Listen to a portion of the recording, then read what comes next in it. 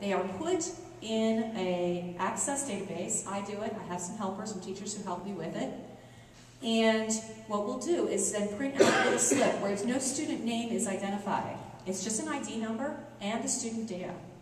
We'll sit down together as a grade level and we'll say, what are the characteristics of this grade level? When you think of your kids, what do you think of? And we'll come up with the names of groups in advance. Oh, we have a lot of comprehension kids, we need a fluency group, we need a coding group, we need higher level thinking, whatever it would happen to be.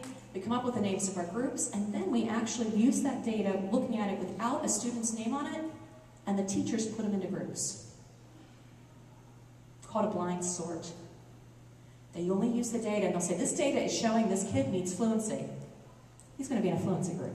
This data shows this kid needs inferential comprehension. We're going to put him in the comprehension group. Right? Make all of our classes without a student name. Now, what does that do?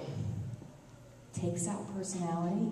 It takes out that the kid that doesn't behave, but is very talented, and puts them in the right place. Growth in teachers.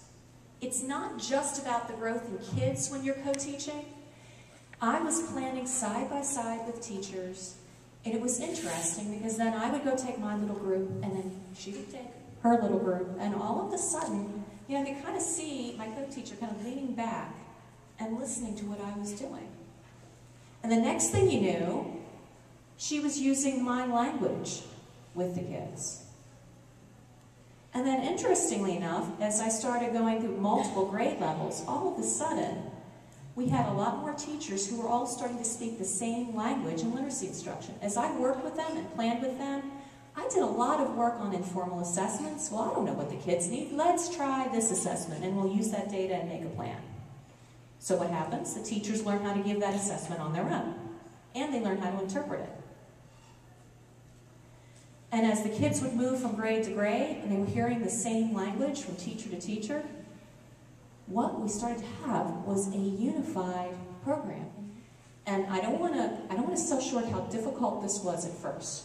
It was the change process, as Linda talked about. We needed that cheerleader at first. Because let me tell you, when we started getting into classrooms, and it got to be report card time, and we're making report cards, like, who's going to make the report card? The homeroom teacher going to make the report card, or is the regroup teacher?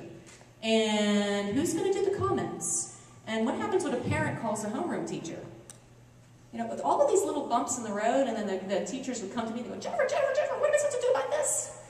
Or they'd come to Linda, you know, and there was bumps in the road. And it took time for us to get there.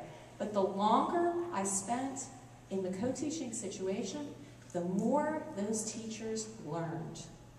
And believe me, I learned too. Because as I went into classrooms, every single teacher I worked with, I'd pick up something new. And of course, what would I do? I would share what I learned with everybody else that I co-taught with.